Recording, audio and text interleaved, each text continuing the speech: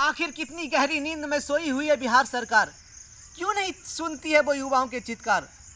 और कितना शोषण करेंगे बिहार के युवाओं का? पिछले 30 सालों से युवाओं के नाम पर राजनीति करने वाली अलग अलग सरकार। दोस्तों, मैं बिहार का युवा हूँ और बेरोजगार हूँ। अपने वजह से नहीं, इस सिस्टम की वजह से बेरोजगार हूँ।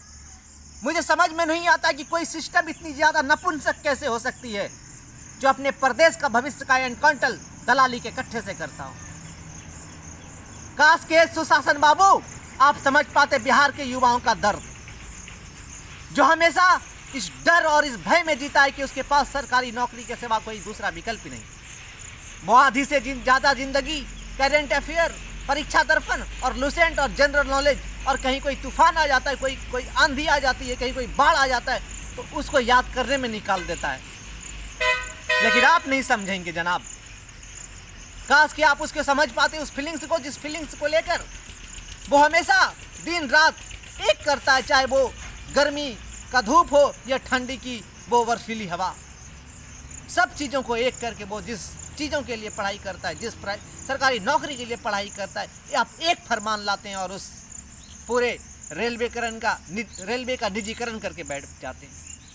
आप एक फरमान लाते हैं और अलग अलग चीज़ों का आप निजीकरण करने पर तुल जाते हैं। काश कि आप उस युवाओं का दर्द समझ पाते।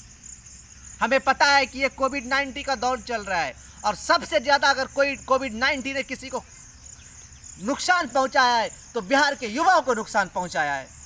हमें नहीं मालूम सर कि कोविड-19 ज़्यादा खतरनाक है या बेरोजगारी, क्योंकि हमें जो लगता है हमें दोनों एक ही जैसा लगता है।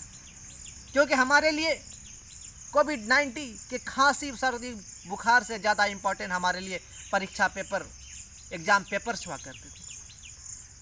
हम तो अभी चुप हैं जनाब, लेकिन अब हम चुप नहीं रहने वाले हैं।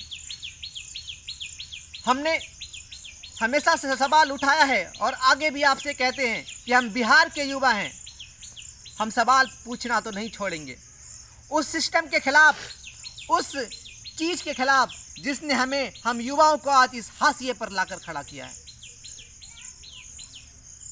आप क्या समझते हैं कि हम सवाल नहीं करें? हम युवाओं के, बिहार के युवाओं को 46.8% युवाओं को आज बेरोजगार कर दिया है, जो डर और भय में हमेशा जीता है। क्या वो सिस्टम से सवाल नहीं करे? भले ही जिस दिन हमने पढ़ाई स्टार्ट किया था हमारे हाथों में सिर्फ एक कलम और हमारे पास एक कॉपी हुआ करती थी, लेकिन आज हमारे पास किताबों में पढ़ी हुई उस ज्ञान का भंडार है, जिसके दम पर लोगों ने दुनिया बदले हैं और संघर्ष को नई रास्ता दिए हैं।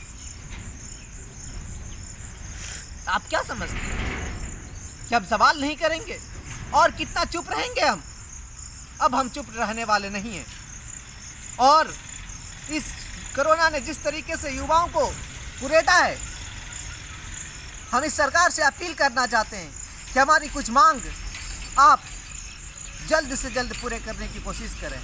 आज युवा जिस तरीके से बेहाल हो रहा है, युवाओं पर जिस तरीके से अत्याचार हो रहा है, तो जल्द से जल्द इस बेरोजगारी को दूर करने के लिए कोई सख्त कदम बिहार सरकार उठाएं, क्योंकि युवा अब है तैयार, नहीं सहेगा अत्याचार। हर युवाओं का ये हुंकार, बिहार मांगे रोजगार, बिहार मांगे रोजगार। ऑल इंडिया स्टूडेंट फेडरेशन और ऑल इंडिया यूथ फेडरेशन ने पिछले 23 तारीख से एक मुहिम छेड़ रखा है, स्कीप अप इंडिया। आप भी उससे जुड़ें और अपने बिहार की जो भी परेशानी है, जो भी अपने बिहार की छोटी मोटी प्रॉब्लम्स है, बड़ी प्रॉब्लम्स है, उन तमाम चीज़ों को हैशटैग स्कीप अप बिहार के थ्रू अपने समस्याओं को लिखें और लिखें, क्योंकि आप लिखिए तभी आप जिंदा माने जाएंगे, वरना आप मुर्दा माने जाएंगे। बस इतना ही बात कहना चाहता हूं आपसे। और बिहार के युवाओं से एक खास विनती है कि आप डर को छोड़िए, आप डर को त्याग कर अपने 30 सालों से जिन नेताओं ने आपके कैरियर को बर्बाद कर रखा है, उनसे अब सवाल करने की ज़रूरत है। आपका भाई हसन।